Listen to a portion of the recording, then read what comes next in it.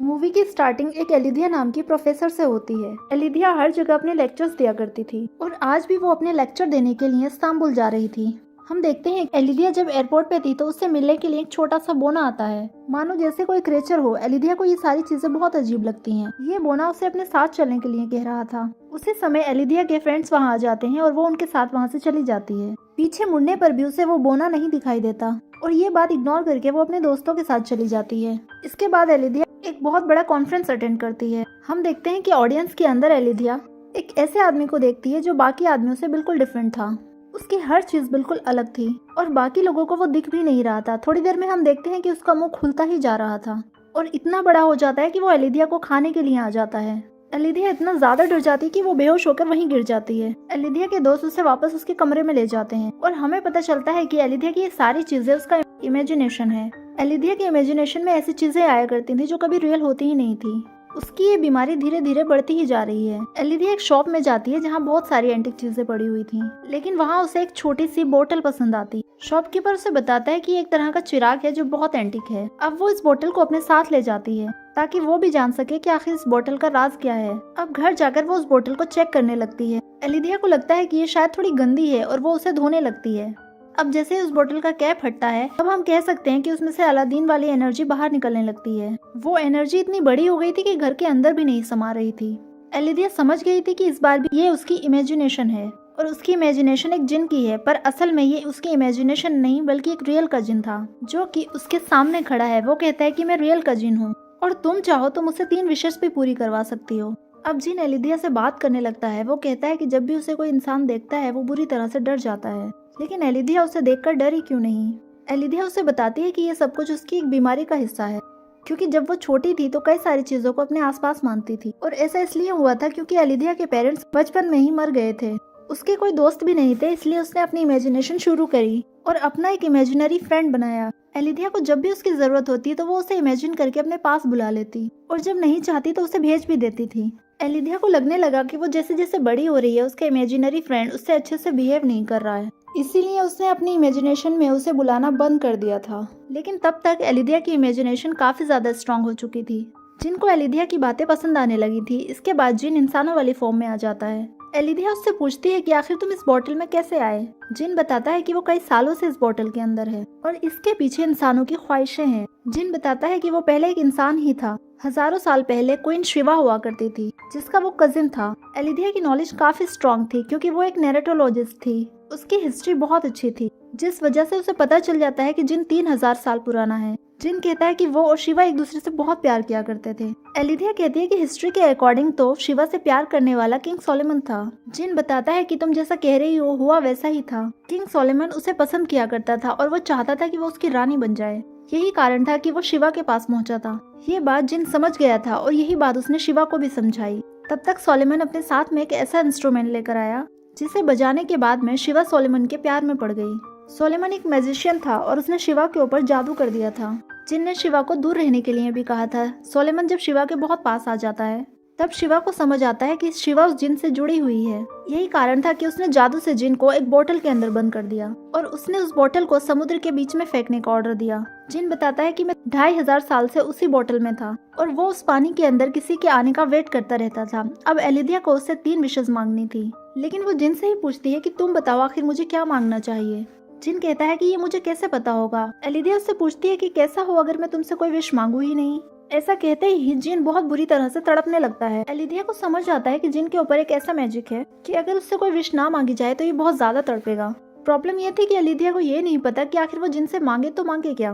जिसके बाद में जिन एलिदिया की मदद करता है और कहता है कि मैं तुम्हें अपनी स्टोरी सुनाता हूँ। वो कहता है कि 2500 साल में पानी में था तो मैं एक पत्थर में बदल चुका था। एक आदमी को वो पत्थर मिला और उसने वो पत्थर एक दीवार के अंदर लगा दिया। काफी सालों बाद एक लड़की एक लड़के से प्यार करती थी और उसे देखने के लिए महल की दीवारों पे चढ़ गई। ऊंचाई होने के कारण वो लड़की नीचे गिर गई और उसके पैर से फिसल कर वो पत्थर नीचे गिर गया, जिससे वो बोतल बाहर निकली। यानी वो पहली लड़की थी जिसने जिन को आजाद किया था। लेकिन जिन को देखते ही वो बेहोश हो गई। लेकिन जब वो होश में आई तो जिन ने पूछा तुम्हें क्या चाहिए मांगो। वो बताती है कि जिससे वो प्यार करती है यानी मुस्तफा, उससे वो शादी करना चाहती है। पता चलता है कि वो लड़का कोई और नहीं बल्कि सुलेमान का ही बेटा था। सुलेमान के बाद वही राजा बनने वाला था और वो चाहती थी कि वो बहुत खूबसूरत बन जाए और उसके बाद उस जिन ने उसकी विश पूरी करी और कुल बहुत खूबसूरत बन गई। इसके बाद जिन ने मुस्तफा पर भी जादू किया जिससे वो कुल से शादी कर ले और कुछ दिन बाद उनकी शादी हो जाती है। उसके बाद गुल ने जिन से अपनी दूसरी विश मांगी। वो कहती है कि वो मुस्तफा के बच्चे की माँ बनना चाहती है, लेकिन यहाँ एक और प्रॉब्लम थी। सुलेमान की जो वाइफ थी वो मुस्तफा को पसंद नहीं करती थी। दरअसल मुस्तफा उसका सौतेला बेटा था। सुलेमान की वाइफ अपने बेटे को किंग बनाना चाहती थी। उस समय सुलेमान की वाइफ ने सुलेमान से कहा कि उसे मुस्तफा को मरवाना है और सुलेमान ने ऐसा ही किया, यानी कि मुस्तफा मारा गया। जिन इस बात की खबर लेकर गुल के पास आता है और कहता है कि अब तुम अपनी तीसरी विश मांगो ताकि वो इस जिंदगी से आजाद हो जाए। गुल कहती है कि अगर उसके पास उसका प्यार रहेगा तो सब कुछ उसे मिल जाएगा। जब जिन उसे पूरी सच्चाई बताता है कि कैसे सुलेमान ने ही मुस्तफा को मारा है, तब गुल बिल्कुल पागल हो जाती है। वो महल के हर तरफ भागने लगती है, जिसके बाद कुछ सोल्जर आकर गुल को पकड़कर पानी में फेंक देते हैं। अब जिन सोल्जर के जाते ही गुल को पानी से बाहर निकालता है, लेकिन तब तक काफी देर हो गई थी। गुल पानी में रहने से मर गई थी। इसका मतलब था कि उस लड़की ने अपनी तीनों विशेष पूरी नहीं की थी और यही कारण था कि जिन फिर से हमेशा हमेशा के लिए उसी महल में कैद हो जाता है। वापस से जब तक कोई नया मालिक आकर उस बोतल को नहीं खोलेगा और 3 विशेष नहीं मांगेगा, जिन वहीं रहेगा। जिसके बाद 100 साल गुजर जाते हैं, पर जिन की बात कोई नहीं सुन पाता, क्योंकि जिन हमेशा किसी न किसी से बात करने की कोशिश करता है। आगे की पीढ़ियों में एक नया बच्चा होता है जिसका नाम मुराद था। मुराद जिन को फील कर पाता था। जिन मुराद को आवाज देकर उसी जगह पर ले आता है जहाँ पर उसकी बोतल थी। मुराद उस बोतल को निकालने ही वाला था, तब तक उसका भाई और उसकी माँ वहाँ पर आ जाते हैं। पता चलता है कि वहाँ के राजा अहमद मारे गए थे। इसी कारण मुराद, जो कि 14 साल का बच्चा था, उसे राजा बना दिया गया था। मुराद बड़ा हो गया था और हजारों जंग उसने लड़नी थी और खून वगैरह देखकर वो परेशान हो गया। मुराद हर समय उस जिन की आवाज को फील कर पाता था। हम यहाँ मुराद के भाई इब्राहिम को देखते हैं, जो कि अच्छे राजाओं में से तो बिल्कुल नहीं था। उसे हर समय ऐशो आराम की जिंदगी चाहिए थी। उसे शराब और औरतों के बीच रहना पसंद था। मुराद को पता था कि इब्राहिम कभी भी उसके महल को नहीं संभाल सकता। मुराद के पास एक ऐसा आदमी था जो उसे स्टोरीज भी सुनाया करता था। जिन बोतल के अंदर बंद होने के बाद भी अच्छा फील करता था, क्योंकि वो हमेशा कहानियां सुना करता था। जैसे ही वो आदमी मरा तो मुराद को भी ये लगने लगा कि वो इस पूरी दुनिया में अकेला है। इस अकेलेपन से मुराद पागल होने लगा था। मुराद की माँ को लगने लगा था कि गद्दी खाली नहीं रहनी चाहिए। इसी कारण वो मुराद को वहाँ से हटाकर इब्राहिम को बैठा देती है। एक दिन की बात थी जब इब्राहिम के साथ रहने वाली लेडी उसी जगह पर नहा रही थी जहाँ पर उस बोतल को रखा गया था। उसके वजन के कारण वो पत्थर टूट जाता है, जिससे जिन की बोतल बाहर आ जाती है। जिन बाहर आ चुका था और ये लेडी उसे देखकर डर गई थी।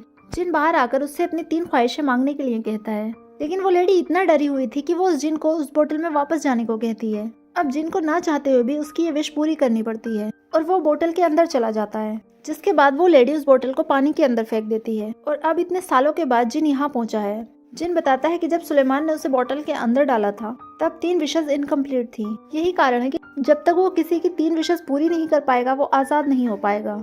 इतनी कहानी सुनने के बाद भी अलीदिया को नहीं समझ आता कि वो क्या करे। जिन उसे कहता है कि तुम घबराओ नहीं, मैं तुम्हें और स्टोरी सुनाता हूँ। जिन बताता है कि वो बोतल एक बार एक लड़की को भी मिली थी। उस लड़की का नाम जफीर था। जफीर की शादी तब हो गई जब वो 12 साल की एक छोटी लड़की थी, वो भी एक बूढ़े आदमी से। एक दिन की बात है जब एक मछली के पेट से उस ट्रेडर को वो बोतल मिली। ट्रेडर ने उस बोतल को जफीर को गिफ्ट किया।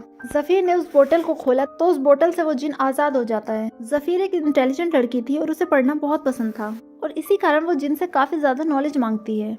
जब उसकी पहली विश पूरी होती है तो वो काफी ज्यादा नई नई चीजें बनाती है। स्टडी करते करते उसकी नॉलेज की बुक इतनी ज्यादा बढ़ गई थी कि उसने सेकंड विश भी यही मांगी कि उसे और ज्यादा नॉलेज चाहिए। उसका कहना था कि वो मैथ्स की हर प्रॉब्लम को सॉल्व कर सके, क्योंकि वो धीरे धीरे करके इलेक्ट्रोमैग्नेटिक फील्ड को भी समझ पा रही थी। जिन कहता है कि हर एक इंसान मिट्टी से बना है, लेकिन जिन इलेक्ट्रोमैग्नेटिक फील्ड से बने हैं। वो बताता है कि जफीर ने अपनी सारी स्टडीज को इकट्ठा किया और फिर हर एक एनर्जी को इलेक्ट्रोमैग्नेटिक फील्ड में बदलने की कोशिश की। जिन कहता है जब वो लड़की इतनी ज्यादा स्टडीज करती थी तो मुझे उससे प्यार होने लगा।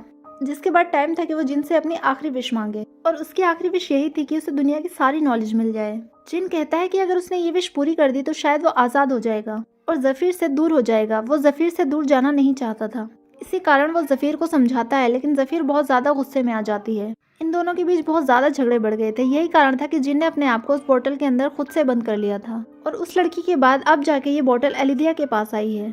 ये स्टोरी सुनने के बाद अलीदिया कहती है कि हाँ, मुझे समझ आ गया कि मुझे क्या मांगना है। इसके बाद वो अपनी पहली विश मांगती है। अलीदिया कहती है कि उस स्टोरी के अंदर उसने बहुत लोगों का प्यार देखा है, जैसे कि शिवा और जफीर। ऐसा प्यार उसे भी चाहिए।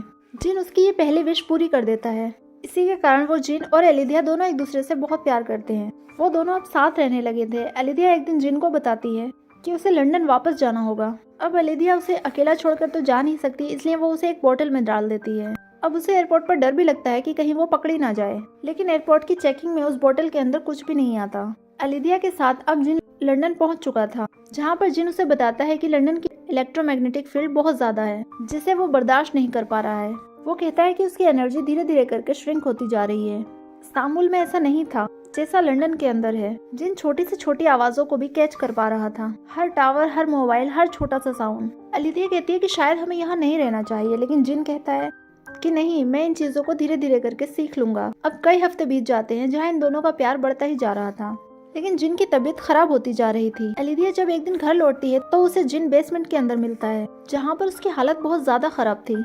उसे पता चल चुका था कि जिन के पार्टिकल्स उसकी बॉडी से अलग होने लगे थे। जिन इतना साइलेंट हो गया था कि वो बोल ही नहीं पा रहा था। इसी बीच एलिदिया उससे अपनी दूसरी विश मांगती है कि जिन उठकर उससे बातें करे। जैसे ही जिन के पास उसकी दूसरी विश आती है, वो खड़ा हो जाता है और एलिदिया से बात करने लगता है। जिन कहता है कि मैं बिल्कुल ठीक हूँ, मुझे कुछ भी नहीं हुआ है। एलिदिया को समझ आ गया था कि जिन के पास अब ज्यादा टाइम नहीं है। जिन कहता है कि तुम मेरे साथ ऐसा कुछ भी मत करो, तुम अपनी तीसरी विश मत मांगो, मैं तुम्हारे बिना जिंदा भी नहीं रह पाऊंगा। तब एलिदिया कहती है कि वो भी उसे उतना ही प्यार करती है, लेकिन वो जिन को इस तरह बर्बाद होते नहीं देख सकती। इसी के कारण वो अपनी आखिरी और तीसरी विश मांगती है कि जिन आजाद हो जाए और अपनी दुनिया में चला जाए। उसी समय जिन की बोतल टूट जाती है और हमेशा हमेशा के लिए वो आजाद हो जाता है। जाने से पहले जिन अपने कुछ मोमेंट्स एलिदिया के साथ बिताता है। देखते ही देखते उसके पार्टिकल्स जाने लगते हैं और वो चला जाता है। एलिदिया जिन के सारे सामान को स्टोर रूम में रख देती है। इसके बाद कहानी 3 साल आगे चली जाती है। एलिदिया इस समय गार्डन के अंदर बैठी थी। वो बुक लिखा करती थी, जिसके अंदर उसने जिन के बारे में काफी बातें लिखी थी। एलिदिया ने जो बुक लिखी थी उसका नाम यही था, 3000 Years of Longing। अब जब एलिदिया यहाँ से जाने लगती है तो हम देखते हैं कि वही जिन उससे मिलने के लिए आया है, क्योंकि जिन उससे इतना ज्यादा प्यार किया करता था कि वो बीच बीच में उससे मिलने भी आया करता था। और इसी के साथ ये शानदार मूवी यहीं पर खत्म हो जाती है। दोस्तों, आपको ये मूवी कैसी लगी मुझे जरूर बताइएगा।